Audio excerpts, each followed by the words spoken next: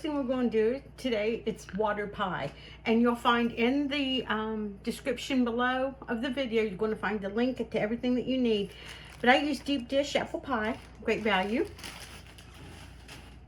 Put your 2 pies in your pan like this, preheat your oven at 400. You're going to take 1.5 cups of water and put into each shell. And yes, I already measured that to save us a little bit of time.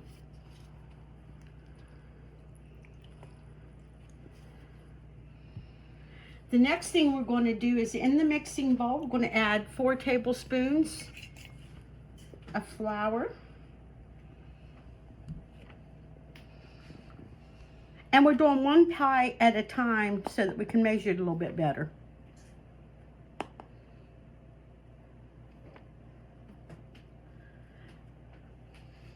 One cup of sugar.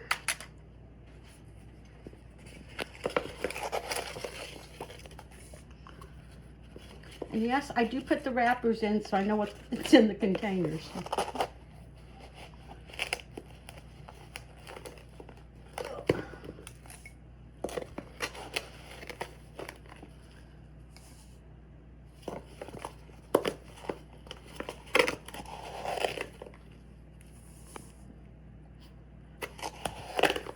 So 1 cup of leveled out sugar, 1/2 teaspoon of salt,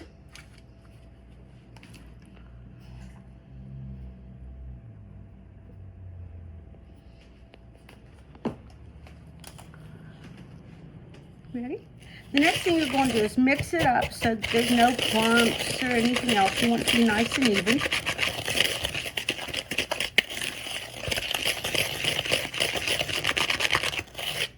And see, now comes the fun part. You're going to drizzle that. Very easy.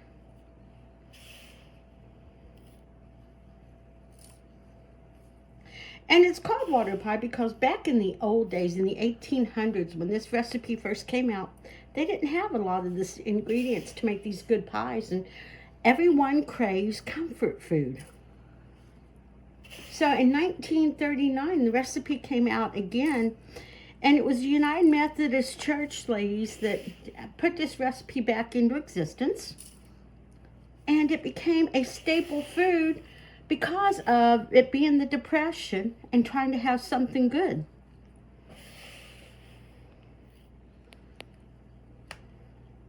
You do not, absolutely do not stir this.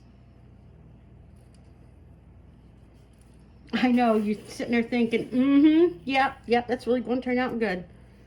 Grem herself can tell you, her and her husband both love this. It's like a sweet custard. As long as you make it right. As long as it's made right.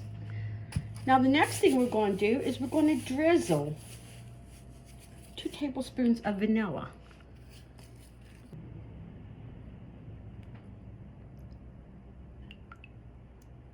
That's 1.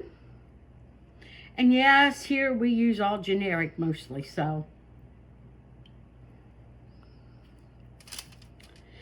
You do want to leave your pies in a pan because if something should happen and it should decide to mess up, you've got it covered. So then you're going to take about 5 butter pats and you're just going to lay it on top and it will float a little bit. Your oven preheating at 400 for 30 minutes. And then it's going to go down to 375. And we're going to pause it there. We're going to put the pies in the oven and we will get back with you when they are done baking. So the pies come out of the oven. They are boiling hot still. You have to let it set until it cools off enough to go into the refrigerator for at least an hour. That is why we use a baking sheet.